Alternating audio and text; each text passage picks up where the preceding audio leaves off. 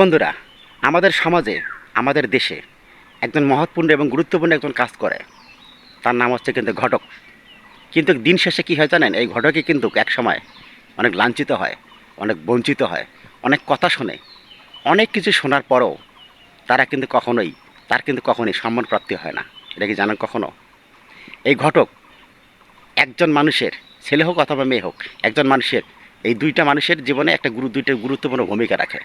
কারণ আপনি যখনই কোনো বিয়ে শাদী করতে যাবেন, অবশ্যই আপনাকে ঘটকের প্রয়োজন হবে।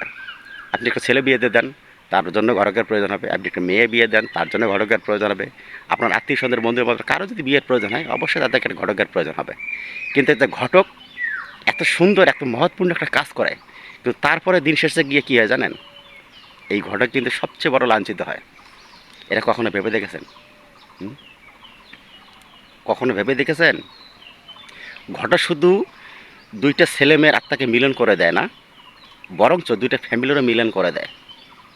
কিন্তু দিন শেষে গিয়ে দেখা যায় যে, হ্যাঁ, ঝাড়ুর ডাং খাবে, বান্ডের ডাং খায়, এটা খায় সেটা খায়, নানান ধরনের কথা শোনায়। কিন্তু কথা হচ্ছে ভাই, ঘটক কেন মহৎপূর্ণ কাজ করে? ভাই একটা জিনিস চিন্তা করে দেখেন। আপনি যখন একটা ছেলেকে বিয়ে দিতে যাবেন, সেই ক্ষেত্রে আপনার ঘটকের প্রয়োজন। আপনি যদি একটা মেয়েকে বিয়ে দিতে যান, সেই ক্ষেত্রে আপনার ঘটকের প্রয়োজন।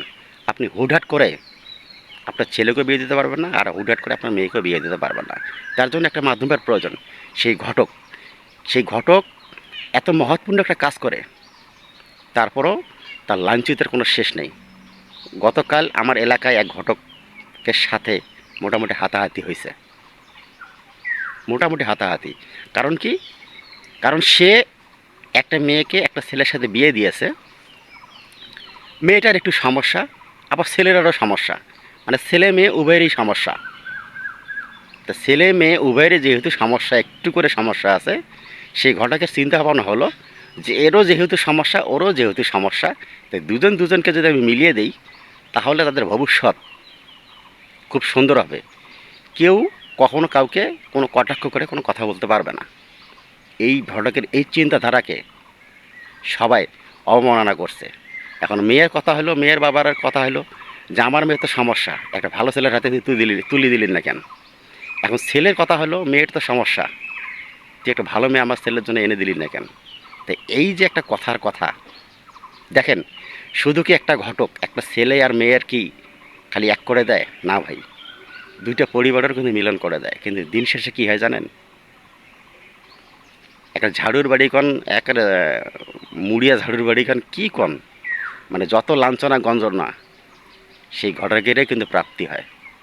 এই একটা জিনিস মাথায় রাখবেন।